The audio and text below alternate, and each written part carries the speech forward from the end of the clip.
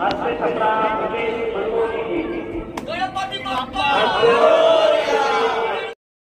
मला सांगा, आज मौद्याचे महाराज इथे स्थापित झालेले आहे आणि पूर्ण उत्साहाने मौदाकर जे आहे ते इथे येऊन दर्शनाचा पूर्ण लाभ घेत आहे. नुकताच आरती झालेली आहे. काय सांगणार, कशा प्रकारची परिकल्पना होती मौद्याच्या महाराजांची? सर्वात आधी संपूर्ण मौदावासियांना गणेश चतुर्थीच्या खूप खूप शुभेच्छा.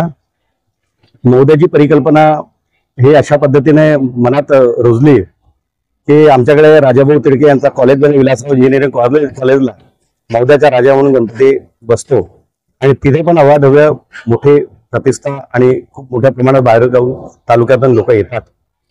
पण मौद्यामध्ये, मौदा शहरामध्ये एक सार्वजनिक मूर्तीचं स्थापना व्हावी, तीही मोठ्या प्रमाणात व्हावी.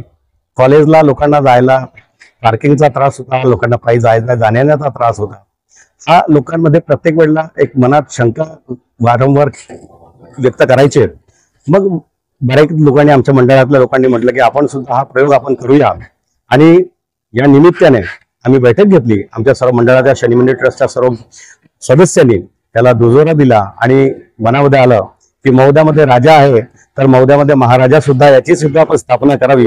या पद्धतीने आमच्या सर्व सहकार्यांनी याच्यामध्ये आम्हाला सहकार्य केलं, गावकऱ्यांनी सहकार्य केलं. सर्व गावकऱ्यांच्या मिळून आम्ही ते विचार करून त्यानंतर आपण महाराजाची या ठिकाणी स्थापना केली. मौद्याच्या महाराज इथे स्थापित झाले. कार्यक्रमाच्या अनुषंगाने कोणकोणत्या कार्यक्रमाचा, म्हणजे इथे विविध कार्यक्रमाचं आयोजन आपल्यातर्फे होणार आहे?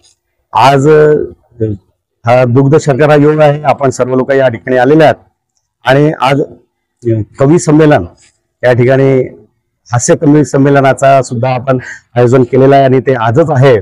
आपल्याला ते पाहायला मिळणार. यानंतरही आपण सामाजिक, आध्यात्मिक, धार्मिक या पद्धतीचे, सांस्कृतिक अशा पद्धतीचे सर्व कार्यक्रम या ठिकाणी आयोजित करण्यात केलेले आहे. महाप्रसादाचं आयोजन केलेलं आहे.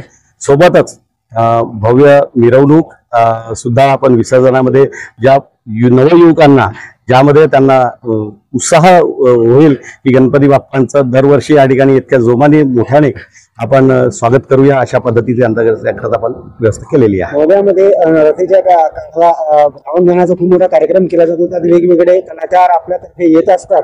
आता मौद्याच्या महाराज इथे स्थापित झाले, तर यावेळेला कोणता स्पेशल सेलिब्रिटी नियोजित केलेला आहे का? आपण बोलणं झालेलं आहे, 2 सेलिब्रिटीशी आपलं बोलणं चालू आहे. कदाचित ते रविवारला इथे येण्याचं सुद्धा त्यांचं चालू आहे. आज तर झालं नाही, पण उद्या जवळपास फिक्स होऊन जाणार. तर सेलिब्रिटी येणार हे नक्की आहे.